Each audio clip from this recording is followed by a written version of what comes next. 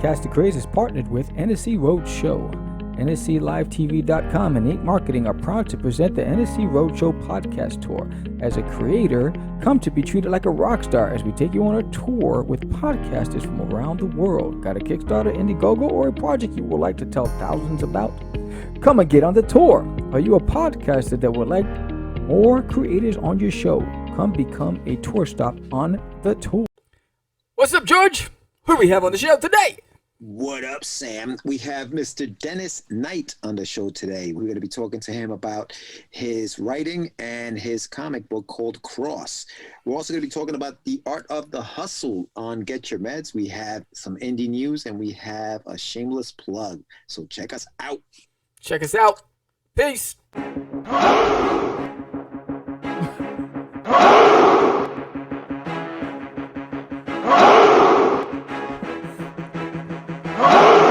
We are the only show for independents all around, giving you a platform to spread your word all over town. Cast the Craze is the place to promote to your fans with the dream of Medina and Sam the Crazy Man. Subscribe to our show and never miss an episode. It's time to get your meds, listen to us on the go. Updated every week, we've never missed a day. Join the squad, come on in. It's time to catch the Craze. If you are an independent, catch the Craze. Making moves on your own, catch the Craze. On your grind in the streets, catch the Craze. Join the movement, catch the Craze.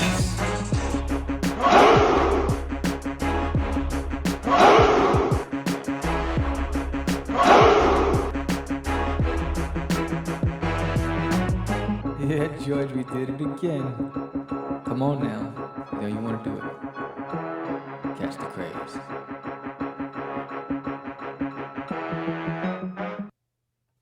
Welcome to Catch the Craze podcast. I am your host with the most, Sam the Crazy Man Vera, and I am with George, the Dreamer Medina. What's up, Sam? Damn, I'm giving all this energy, and he's like, Nah, that's it. That's how I do it. I bring it down. I bring it down. He goes, What's going on? It's Herbert Antonio Cano, Joey Bustamante. Which was a friend I knew. Who is it? What was his name? His name was Herbert Antonio Cano, Joey Bustamante. Come on. No, I think everybody in his family had their hand in naming him. No, it needs to be Herbert. No, it's Antonio. No, it's Cano. I was like, yeah, it's crazy. So I purposely memorized his entire name, and every time I seen him, I was like, "What's up, Herbert Antonio Joey Cano Bustamante?" Yeah, sounds like something you would do. Yeah, you know me. You know sounds me. like something you totally don't did. show me. Don't tell me anything about your past. I will expose it. I was the kid that pushed you into the snow. But nice. Yes, I was knucklehead. Nice. Yeah, you still are, you knucklehead. Yes. Anyway, welcome everybody to Catch the Craze. We are back with another episode. It is May 21st. You know what that means, Sam? That means the Kickstarter ended? No. What? That means that next week you will be at yes. PalCon. I will be at PalCon.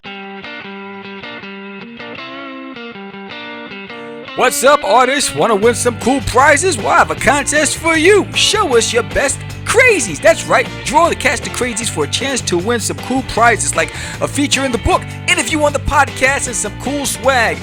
Winners will be announced at PalCon at a live panel. It'll also be streaming live across the globe. Here's a chance for some bragging rights, some cool swag, and a feature in the book. Send your submissions to contact@catchthecraze.com. On May 29th, next weekend, make sure you head out to Wayne, New Jersey, where you will meet Mr. Samuel Vera. Yes, and I'll be on hand, and I'll be signing copies of Forbidden. I'll be signing copies of The Crazies, and I'll be signing copies of There's an Alien in My Toilet, and all of my kids' books. So I'll be there. I can't believe you still have issues of, like, those are the original issues, right? Originals. The originals. How many of those do you have? Probably about a good 20 of each. So I'm taking everything I have. I wonder if people spend a certain amount, they can get a specific copy or something. You know what I mean? Like at the table or something. Maybe, look at that. See, Joe's always thinking about money. Every day I'm hustling. Hey, it's a hustle, and that's what we're going to be talking about today as well. We're going to be talking about hustling, but not the bad kind of hustling, the good kind of hustling. Let's not make it sound bad. But yeah, so next week Sam will be there. Also, next week will mark the end of the Kickstarter. So make sure you get on Kickstarter. Have you pledged? Have you pledged? Where's my Have you love? pledged? Where's the love? Yes. So show us the love. Show us the love. If you're watching the show today, May 21st, make sure you go to Kickstarter, type in Catch the Crazies. Numbers 1, 2, and 3 will come out. We're on number 3 right now. Make sure you Lest pledge it come that. true. This is where it pops off. Look at them. Through. The Crazies are coming. Popping off. The Popping off. Crazies are coming. So Yes. it's pretty dope, and I'm excited. And basically, issue 3. I can't wait for you guys to get issue 3 in your hands. Issue 4 is done, and we're lettering it now. Wow. Yeah. I can see in the future. That's amazing how you did that. You like how I do it. You like it. You like that, right? Yeah, I like Yes, it. I like it. yes. You know what I'm gonna do? I can't wait to watch this episode on May 21st and see what has actually happened at that point. Well, sapo name, man. If that's where we are, you're a genius. Genie. And if we're not, hey, it is what it is. I'm a genie in the bottle. You gotta rub me the right way. Dude, we had a little scare with issue number 3. We had a little scare with issue number 3. It was kind of scary. Our artist, fortunately he's fine. Yes. But he did have a COVID scare. He did have a COVID scare, and we only had the low res PNGs, and we needed to letter it. And so I was like, what do I do? Do I just print them out and then try to rescan it in high res and try to capture the same quality? How do we do this? So we were in the dark for a couple of weeks while he was healing and recovering. Yeah. And the good thing is that he did recover from it. Yes. And Yes, he did. so that was it was a tense moment. There's nothing easy about the House of Crazy. Listen, the Crazies from the beginning have been plagued with some stuff. They're pushing through, though. They're pushing through. Yes. They're strong. Yes. They're strong. The force is strong in them. Yes. May the Schwartz be with you. So, you know what? Why don't we go into indie news? Since I just ruined all of our indie news. Indie news. Well, you just did all of the news. You threw all my thunder away. Did you play the sounder? No, but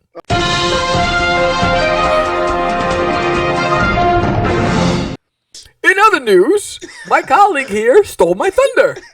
That's indie news. We are a well-oiled machine. Oil. This guy.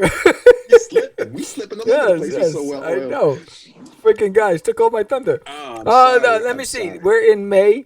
So next month, actually in the news, next month is the release of the new Spawns. So Todd McFarlane is the 2021 is the year of Spawn, and he has 4 issues. He's going to have a different issue every week. He's going to have 3 new number 1s. Right? And I think it was Viking Spawn? No, it wasn't. I don't remember. It was like he has King Spawn. King Spawn. He has that cowboy, the City Slicker Spawn. Yeah. And then he has this other title.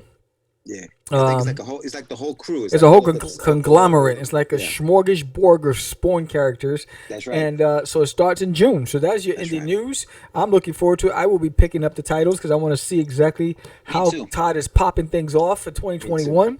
That's exciting. I've never belonged to a pull list at a comic book shop. And I went in there purposely for that a few months back, just so I can get these issues. I know they're gonna go. Yeah. Anything Todd puts out, bro, it just goes. Yes. People love the Todd Father. People love the Todd Father, so they're gonna get the stuff. So, if I can get a first issue of it, I'm down. Put it away. Yep. I may not even read it. I mean, just if there's any in the store left of like a second printing or something, I'll pick one up so I can read it. But no, definitely got to check. Usually, it I'll get 2 of it. The number 1s, one to read and one to save. Exactly. I'm not one of those crazy ones that'll get like 50 of them. No. But I do have from Spawn back in the days. I have 7 number 1. I have 7 really? of them. Yeah. Jesus. Well, listen, Todd. The thing with Todd is that everybody. I think a lot of people feel like, I don't know, maybe not, the father of like indie comics almost. Like, you know what I mean? Like he's like that guy that kind of like gave us indies, like I think he did for indies what Stan did for mainstream. But see, he didn't do it by himself. No, he gets a lot of credit. But he was the one. He was the one who had to convince everybody. Yeah, he was the trailblazer. Here's my thing. He's like, give up your salary and come with me. Like I said, yeah. Come with me if you want to live. I wonder if they had not come with him, would he still be top? Like, would I he think still so. be this big? Because you got to remember, I think so. Because I think he already had his plan for Spawn. Like, he stood focused. He didn't do what like Liefeld did, and Liefeld wanted like 50 different titles, and he was spreading himself thin, and you had all these things, and he was missing shipping dates, and everything was coming on late or whatever. He stayed focused on one thing. Well, Top Cow became a publisher of many titles. Extreme became a publisher of many titles. You know, and he just focused on him.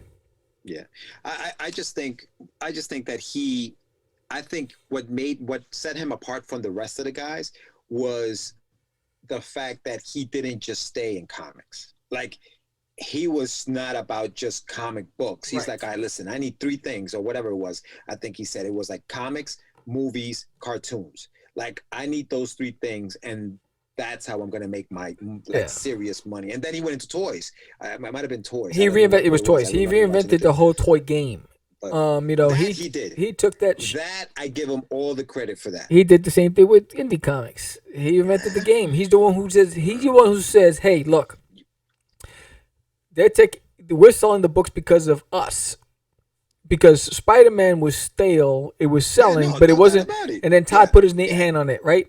You know, Liefeld drawing, Lee drawing, Silvestri drawing, Wills Patricia, they were all right. And then he was like, "Look, guys, we could be doing a lot better on our own." Blah blah blah. And it took some convincing, and so he had to go and convince everybody. Yes. But I think in his mind, he was already out the door. It would have been nice to be able to do it with a bunch of buddies.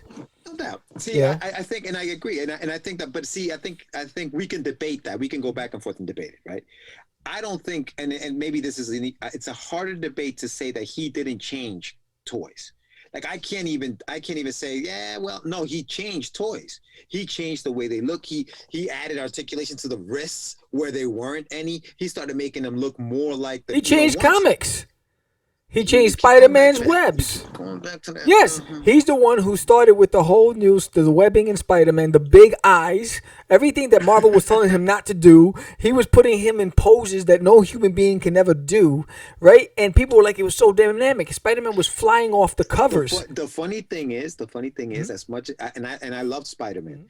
I hated that he did that to Spider-Man. I loved it. I was like, dude, he can't even do this for real. That's what. I wasn't like a big. Maybe that's where it's coming from, because I wasn't like a huge fan of his when he did that to Spider. I was like, come on. You're part of the minority. No, hell yeah, I'm part of big time. I'm part of the minority. Yeah, because the majority was like, yo. Yeah. I mean, it was just like, what? They worship the man. He made it exciting. He made it sexy. Yeah. I was like, what? Look at the.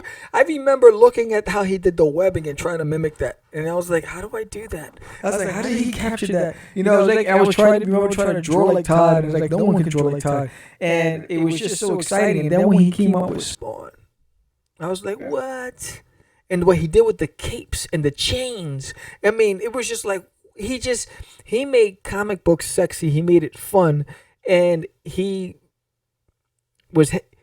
had fun doing it, which is what the final product was an extension of his enjoyment of it, understanding that people wanted something different, because you know what I mean. Man, he is. Like, damn, but you all right? He changed the game in comics. He changed the game in toys.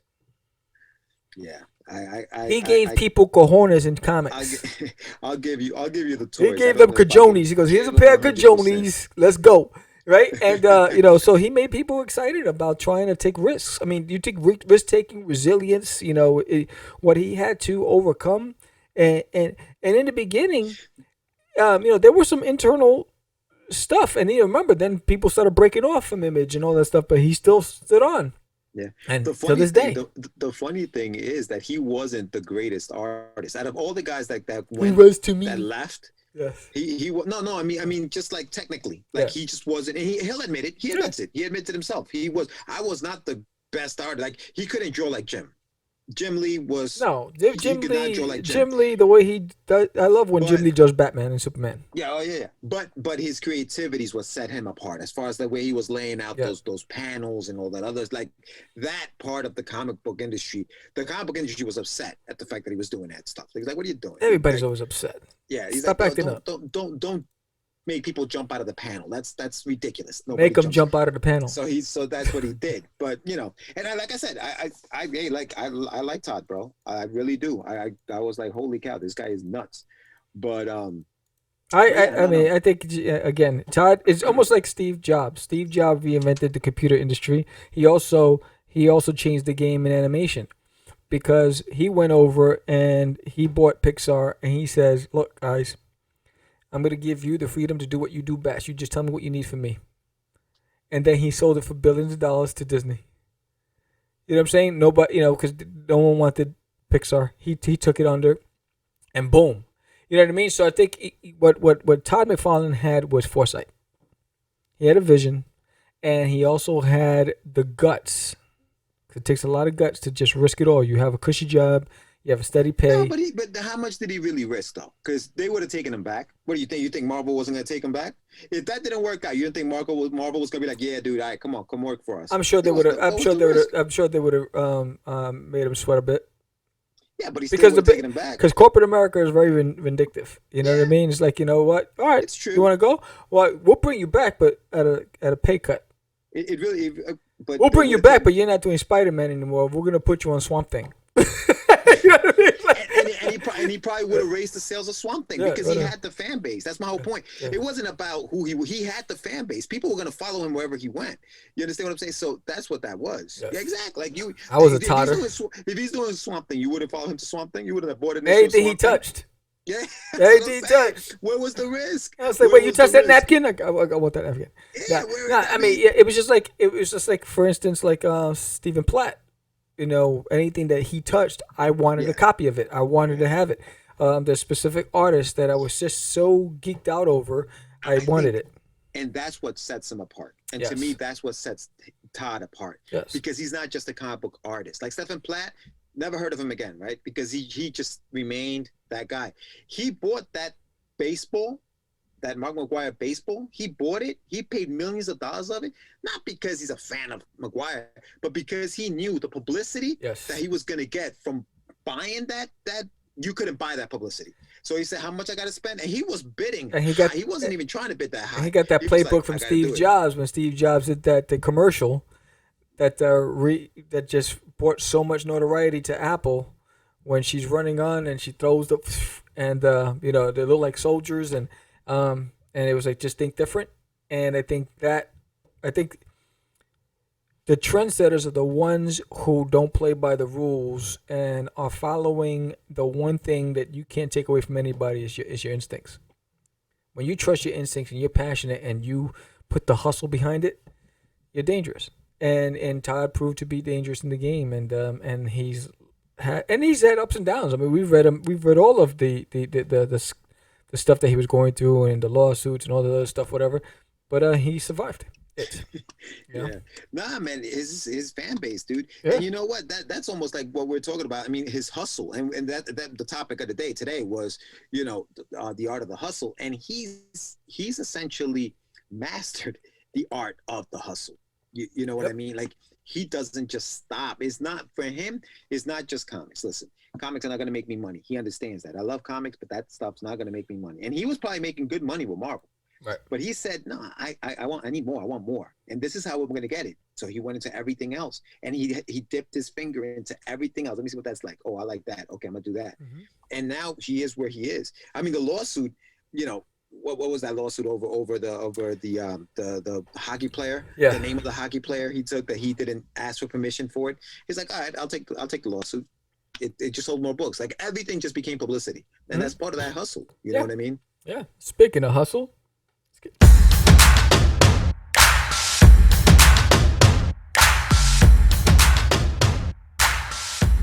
it's time for your medicine. The art of the hustle.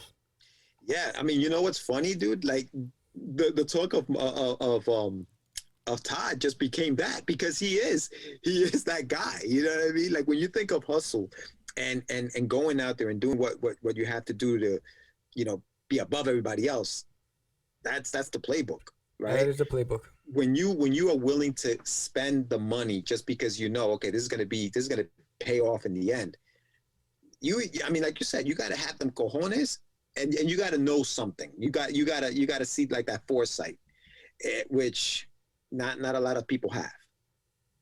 No, and I think a lot, but it's because of the safety net. No one wants to let go of the safety net. It's, well, why am I going to do this? I have a steady paycheck. Oh, why am I going to do this? I have a steady, I'm not, it's too risky. Oh, I don't. And I think you convince yourself, you find all the reasons why you will fail is not worth it. So you don't even make the attempt. And I think those who change the game are the ones who are saying, or coming up with all the reasons why they need to do it. And I've always said it, and I've always preached it. I said you need to have your two lists: the I will do's and I won't do's. And if you have more than one thing that I won't do on that list, then don't even try it. You shouldn't have anything. It should just be I will. And I think what happens is when people start saying, well, I'm not willing to do this, I'm not willing to do that, all right, then this isn't for you, and you have to come to realities. And I think, when you talk about hustling, the one rule in hustle is sacrifice. That's the number one rule in the game. What are you willing to sacrifice? Yeah, I think sacrifice, and you got to be fearless when you're hustling. Yeah, you got to be willing to hear the no's. To the point of being obnoxious. To the point where people start saying, "Oh, you're arrogant. Oh, you're this. Oh, you're cocky." Or no. I'm determined. And I think that's where the difference is. And because the bulk of society gives in because of peer pressure, because of other people's opinions. And fear, and because they don't have a prototype of what success looks like they didn't have a mentor or somebody who actually did those things, able to show you that it is possible. What happens is you disassociate reality from fiction, and you look at so that only happens in the movies. Oh, that's one in a trillion. Yeah, I'm that one in a trillion. And I think that's where you have to think if you want to be successful. What are you willing to give up, and what are you willing to do, and what are you willing to fight through? Because there's always going to be critics. There's always going to be obstacles. There's always going to be something that's going to discourage you, that's going to demoralize you. It's going to make you feel like, damn, why do I even want to get up? But you got to somehow find that strength, because don't look to your family. Don't look to your friends. You got to look to yourself. And you got to dig inside, because at the end of the day, you got to pick yourself up from the bootstraps and weather that storm, And I think that's the hard part. That's the reality check. Where am I willing to do that? And I've always admired those who were willing to go out there and hustle. Yeah. Yeah, I mean, you that's the one thing. Jay-Z said it, right? You can't knock the hustle. Like, I never understood. I never understand people who will sit here and talk crap about somebody who's hustling, who's doing what they need to do to get better, or to get, whether it's more sales, whether it's more, like, I never understood people who can knock that person. Like, if you have the time to knock that, then maybe you should be investing that same time in building yourself up, so that you don't have to sit back and say, look at what he's doing. Come on, well, what is he doing? Who is this guy? Like, no, don't worry about who that guy is. Big stuff. Do your thing. You think you are? Don't knock that man's hustle. Even if it's crap, dude. I'm never, even if it's crap, bro. Even if you have the crappiest product, that's it, but you're selling it like it's the best product. Yo, look at South Park. Mm-hmm. Look at that cartoon. How, like, if you look at that cartoon, is that cartoon really pretty looking? But it's funny as all hell, and they hustled it. They were sending that tape to execs, and somebody just laughed hard enough to say, "Yo, we got to put this on TV," and it was on TV. You can't knock that hustle. You can debate whether or not you like the art, okay? But you can't knock the fact that these people made it and did it because they were just willing to put their stuff out there. And I never understood that person who just sits there and just criticizes for no reason. Like, go do your own stuff. Yes. Stop. Just go do your own thing. There's room for everybody in here. There's room for everybody. And at the end of the day, you know, the cream rises to the top. So if your stuff is good enough, it's going to go up anyway. So you don't need to push anybody else down to get there. Look, That's just the way I look at it. I look at it this way. Succeed or fail, good, bad, or indifferent. If you were doing what you love and you gave it 100% every step of the way, you didn't take any shortcuts, and you put out the best product that you can, whether it's you as the product or something you worked on, the best version that you could, and it just didn't, the stars didn't align, at least it was the best that you were able to do it. But if you took shortcuts along the way, and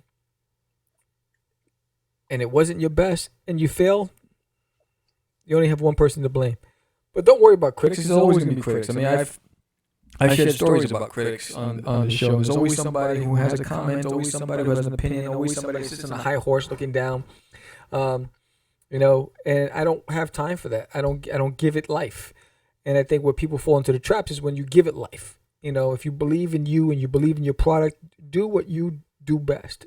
Have fun, love, enjoy it, and make sure it's the best representation of what you are able to achieve at that moment in time. And don't have any regrets and don't look back. You know what I mean? Just keep looking forward. And I think that's what hustling's about. That's what the game is about. And, you know, there are no rules. The rules are what you create, you know? There's specific ingredients you need. You know, you need sacrifice, you need determination, you need grit, you need courage. You need those ingredients. But the how, that's your playbook. You come up with the how. As long as you have all those ingredients, make your meal and go have fun and eat your cake. Yeah, I think that part of it is they say you have to know the rules in order to break them, and there's some truth to that, but also you also have to be willing to take the consequences, right? If you're gonna veer this way and you fail, you got to be willing to say, okay, I'm gonna fail, but I failed my way. However, if you've already failed that way, do not keep failing that way. That is not hustle. That's You have to be able to make your mistakes, learn from them, and not repeat those mistakes to continue. And you know who you are. This is for you. This is for you. Like, you know. But anyway, that is our hustle talk today. We have our guest in the waiting room, so let's get him on. We'll do a little commercial break. Come back with Dennis Knight. Yes, let's see. Do you have a Kickstarter campaign and you're trying to figure out how to get the word out? You look online and you see the competition is fierce. Comic-Cons are slowly coming back, but in the meantime, how do you spread the word? You worked for hours creating your campaign. You post on as many social media sites as possible, trying to get the word out to no avail. Well, look no further. Why not sponsor an episode of Catch the Craze podcast, the fastest growing indie podcast in the market today? That 30-second promo can get you an extra 2 to 3 backers or more. Who knows? Let's go. Hit the link below and get one step closer to a successful campaign. All right, so we're bringing our guest into the room. Hello there. Can you guys see me? No, I see the name. I see Dennis's iPad. Okay, how do I change this? Hold on, let me see. Okay, there's me. Oh no, you can't see me. Why? It's not working. Hold on a second. Come on. No, wait. This is working fine like 2 months ago. No, why is that working now? 2 months ago. I remember. No, the last thing that we did. Yeah. You saw me then, right? I saw you then. Yes, I did. Why is this not working? Who knows? Terrible timing. There it is. Come on. There you go. There it is. All right. What's going on, Dennis? How are you, man? Nothing much, man. How you doing? Hanging in there. No complaints. Not bad. So here we have, ladies and gentlemen, Mr. Dennis Knight. Welcome, Dennis Knight, to Catch the Craze. Thank you for having me. This is my host here, Mr. Samuel Vera. What's going on, buddy? So Dennis, I met you last year. Yes. Well, not physically, but through Zoom, the way people meet nowadays. Yeah. Because we were doing something for Ambient Con. We did the writer's block where we talked about writing, and I was very intrigued by your takes in writing. And then I just said, you know what, let's have him on the show, and here you are. Thank you for coming on the show today. My pleasure. This is awesome. So, for everybody or anybody who doesn't know who Dennis Knight is, tell us who you are and tell us about your humble beginnings, Dennis. Take us back to the beginning. Humble beginnings. I remember writing my phone number on like cocktail napkins to artists so I could get my comic book drawing out. So I had business cards. I've been published for about 8 years with Pronto Comics. I'm also an editor with Pronto Comics. I also have a chair on the executive board. I do a lot of green lighting for projects. I do a lot of team building. And I take a lot of pictures. I'm the guy behind the table at Comic-Con when people are like waving their scripts at me. Please look at my stuff. I'm that guy. That's me. Nice. Oh man. So now, how tough of a critic are you when talking about pitches? Like, are you that guy that what's your level of? Imagine Mick from Rocky. That's me. You're a bum. You're not gonna make it. But also, I'll give them pointers. Like, okay, this is what you can do to be ready. Because a lot of stuff that comes to me is half-baked. Like, they have an idea, but they don't have a team. Right. They don't have any finished pages. They're missing a lot of like key pieces to put a book together. Gotcha. So I kind of walk them through it, and then like hopefully, fingers crossed, they'll be ready at X amount of time, and then they come back to me. Okay, this is what I have, and then we kind of go from there. Gotcha. So tell us about how you got into the business, though. How did you start in this path? A horrible idea. I should have got a real job, but here we are. No, I got this idea for a story, and originally I was going to make it a video. So I was talking to one of my frat brothers. He was like, "Nah, man, you should make a comic book." I'm like, "Yeah." No idea. I don't know how comic books are made, so I'm like buying like all these self-help books. Shout out to Andy Schmidt, because a lot of his books that he wrote got me through the process of learning how to write the script format, learning how to the network, all that stuff. So shout out to Andy Schmidt. Also shout out to Buddy Scalera, Comic Book School, because they always do a lot of stuff as far as like networking, putting it together. What do you need to do to make a comic book? Yeah, we had him on the show. We had him on the show a couple of months Buddy, back. He's awesome. I love him. Yeah, I kiss on his forehead if I could. He's great. So go ahead. I'm sorry, Dennis. So go ahead. No, just had a bad idea. Didn't quit. Kept going with it. Found an artist, Kirk Verzanis, who's still working with me currently, and he's drawn every issue of my comic book, cover, interior work. He does everything. Inking, like you name it, he does. This guy, he's the best. He's actually based in Brooklyn too, which is dope, because worst case scenario, we can meet up, go over things, meet in person. So it's cool. And yeah, here I am. Yeah, no, that's always a good thing when you can have the artist at your disposal to collaborate with them, and you guys can kind of just go back and forth with ideas. I think that makes it a little easier. So what was this book? What was this idea that you had? Oh, it's called Cross. Published by Pronto Comics. It's basically the premise of the story is a contract killer finds out he's a terrorist in the alternate universe, and he travels to the alternate universe to find himself and save the world. Wow. Where did the idea spawn from? How did it come about? It came from, I was typing my type of work one day. I said, what if a contract killer had to save somebody instead of kill somebody? It kind of like snowball from there. So I started writing notes to myself, like writing dialogue on napkins and scraps of paper. And I actually started writing, and then it turned into something. I was like, okay. Right. I guess I should try to publish it and see what happens, So here I am. Wow.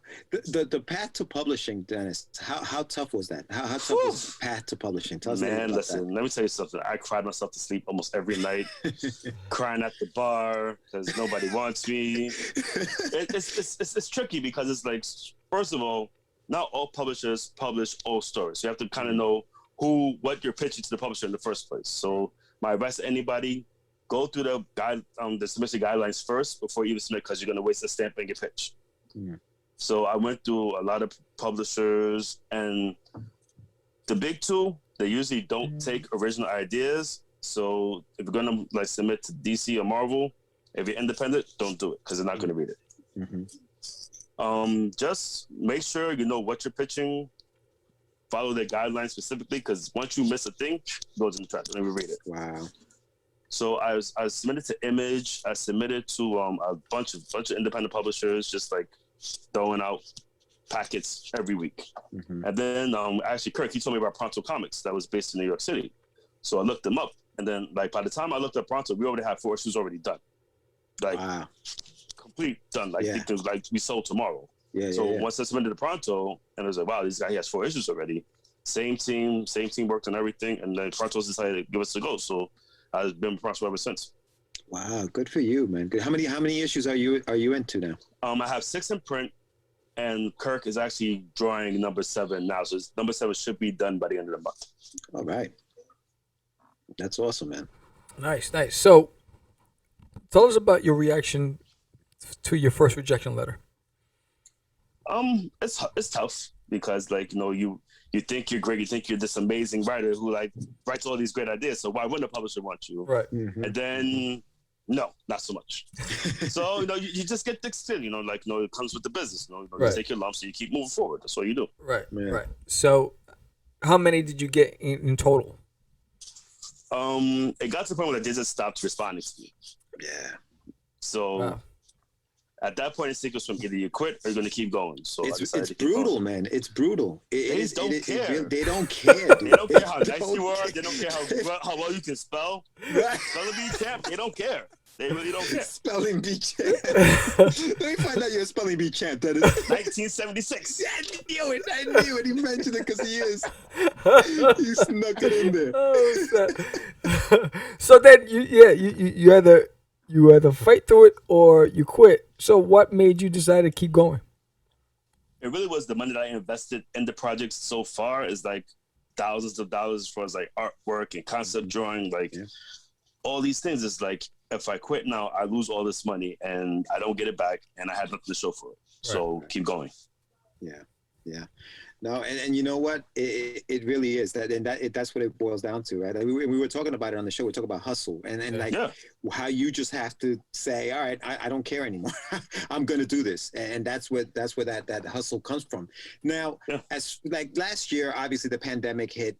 Right. Were you doing shows obviously prior to that, or what was your form of distribution other than Pronto Comics? Like, were you able to take some comics with you? And then I was like a mainstay, like local shows like New York Comic Con, Big Apple Con I did once or twice, Eternal Con I did a couple of times. So the con scene was like, that was my scene because it's like people could walk up to you, they could check it out, they could buy it right there from me directly. I was in a couple of stores at the time also, but I'm not always at the store. Right. So it's like people that buy it, and then I'm not there. I can't sign it. They can't talk to me. So it's more personal at a con because the person could walk up to me, shake my hand. Absolutely. Wow, this is cool. I bought issue 1 and 2 or whatever. I want to see the 3rd one. So it's more personal, and I prefer it actually. Yeah. So when COVID hit, and like because once COVID hit, like I was supposed to go to Arizona, I want to say in March of last year. Yeah. And I got my plane ticket for ready to go.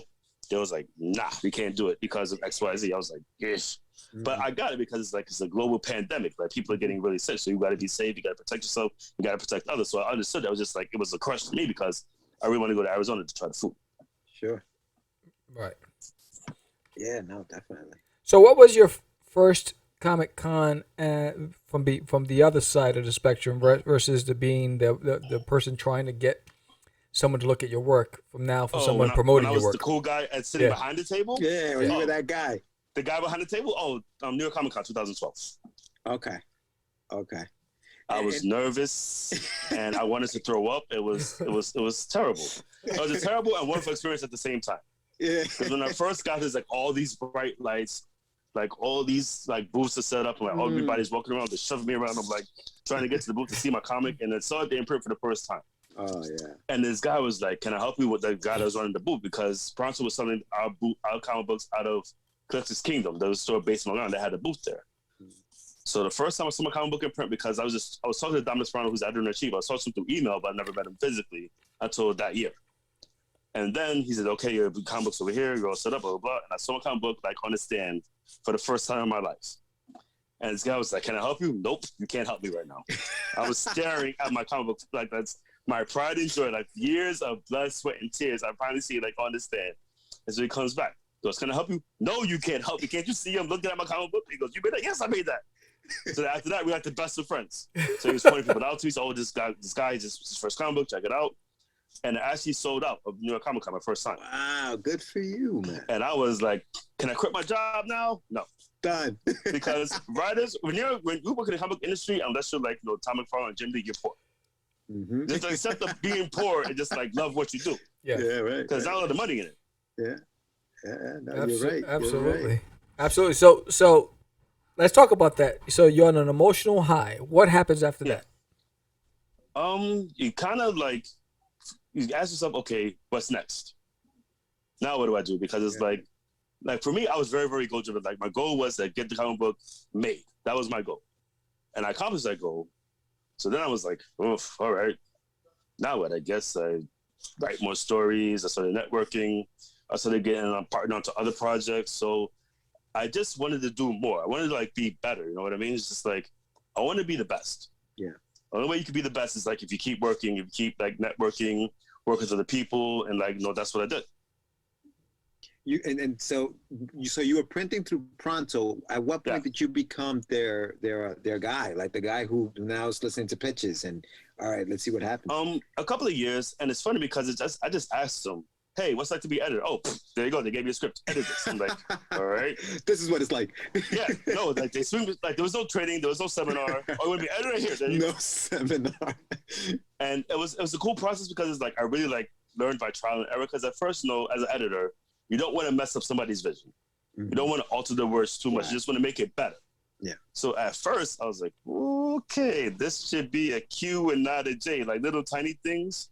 Once I got comfortable, and then once I started talking to the artist, like, listen, this is what I did. This is what I did. Oh, okay, cool. They saw where I was going with it. Once you communicate with the artist, it's not that bad. And then you kind of be more liberal. You like, no, do the most that you can to improve the project. That's awesome, dude. That's awesome. Where is Pronto now? As far as how many titles do you guys? A lot of stuff. We have horror. We have science fiction.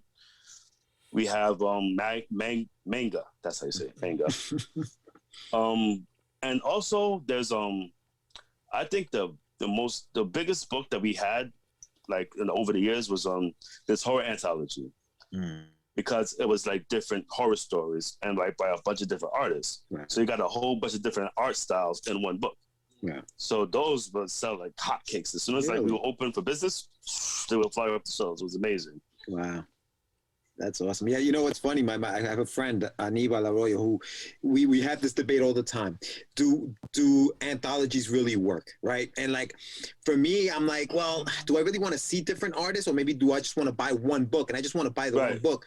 But he's like, nah, dude, this is a great way to get your stories out. You know what I mean? When you can't finish a full story, it's a good way to get get people to know, find your story. You build your fan base. Yeah, you build a fan base. Do you find that's what happens with a lot of the stuff that you publish as far as the anthologies?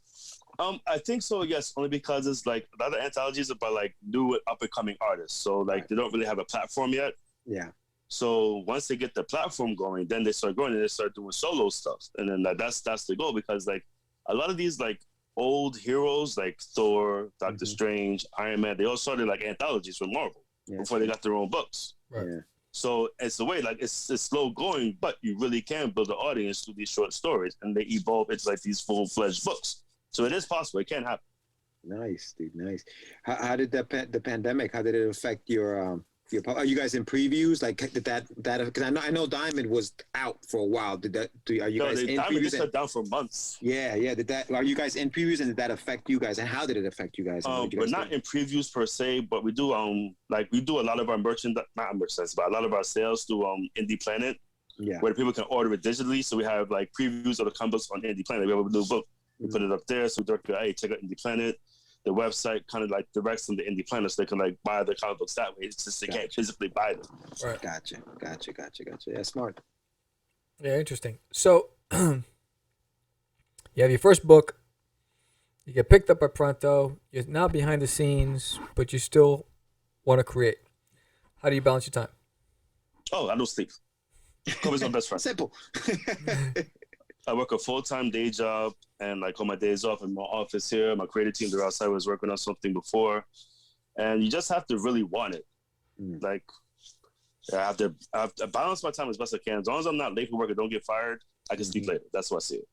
Yeah. So I work my day job. The days off, I'm here in the office. I'm doing creative team meetings, consulting, wherever the day has for me. That's what I'm doing. Wow. Yeah. So what made you decide that I'm gonna do this, which means I'm gonna sacrifice my personal time to make this happen?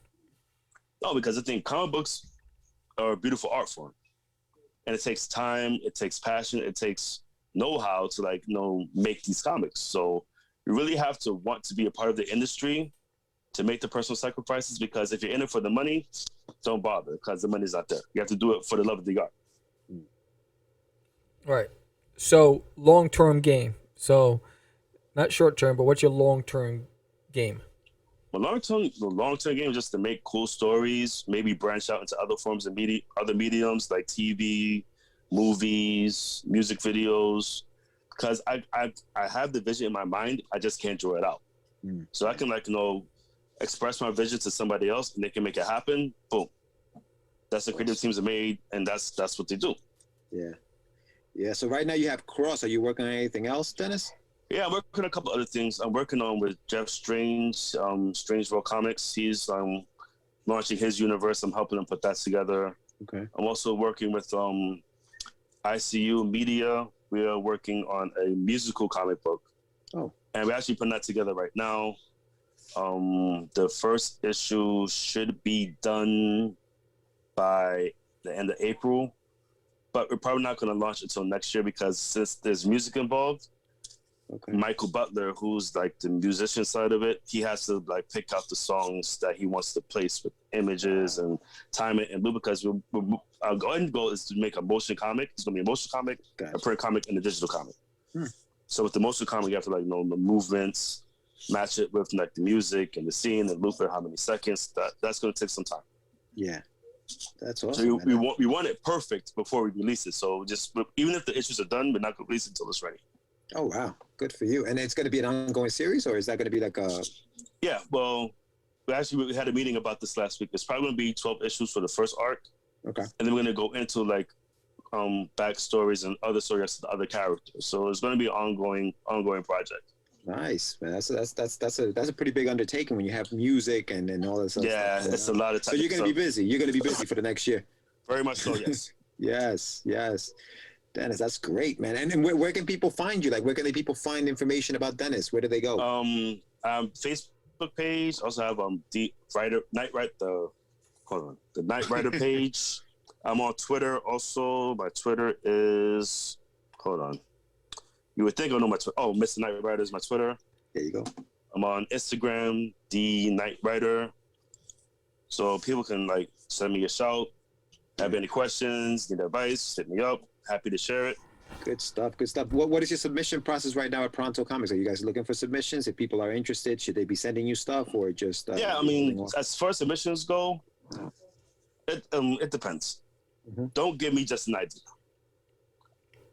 Give me a creative team. Give me some finished artwork. The more you have done before you get to me, the better off it is, because it's less for me to piece together, less for me to scramble and try to put everything together. Gotcha. No adult stuff, nothing explicit, no sexual. That's my only one hard rule: no sexual, only explicit content. Mm-hmm. And that's about it, really. Everything else I'm pretty open-minded to it. Perfect. Dennis, listen, thank you so much for coming on, man. We're definitely gonna, I want to have you on for maybe a little longer period of time, but because I definitely want to talk to you more about writing and things of that nature. But yeah, sure, anytime. Dude, thank you so much for coming, man. Oh, no problem, man. My pleasure. Thank you so much. Yeah. Now we'll talk. And then once things open up, are you going to be doing any conventions this year? Because I know Sam's going to be at the PowCon in May. And I'm going to try to see if I can stop by. I don't know if you're going to be making any appearances. I did Long Island Con last weekend with Nick GQ, which was a really cool show. It was very local, very small, very safe. Mm-hmm. They took temperatures. They made sure everybody was healthy. It was comic book and toys, which was cool. So if you're a collector of toys, it was a good show to go to. And they had a lot of retailers who had a lot of cool vintage stuff, like Golden Age, Silver Age, stuff like that. So that's what you're into. That'd be a good show to check out. Yeah. All right, cool, brother. All right, well, listen, we'll stay in touch, man. Yeah, definitely. Please do. You got it, buddy. Thank you so much. Thank you so much. Take care, bud. You too, man. Take care. I'll see you.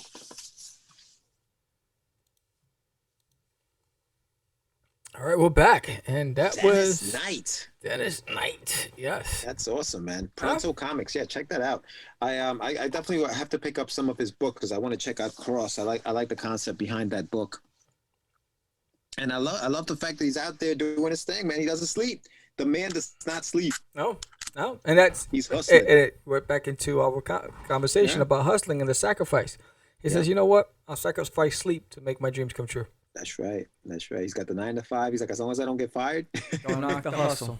I'm gonna do it. I'm gonna do it. Yes. Well, yeah. Listen, we have one more segment. Yes. And this segment is dedicated to. You've been plugged. You've been plugged. Daphne Lage. Yes. Daphne. Big shout out to Daphne. She's been a huge supporter of what we've been doing on the podcast and Kickstarter, on Indiegogo. She's got her own stuff going on, and she still finds the time to help us out with whatever it is we're doing. I know she had you on her show. Yeah, Sam. she's fantastic. Yeah, it was the pajama party. Yeah, we were talking about Forbidden as she was drawing one of the characters, Desiree. Fantastic piece, which is actually going to be featured in the book. Yes. So yeah, I was very honored. Very talented, very smart, good friend. Her and JD are just amazing people. Yeah, make sure you check her out because she's got a Kickstarter going on right now.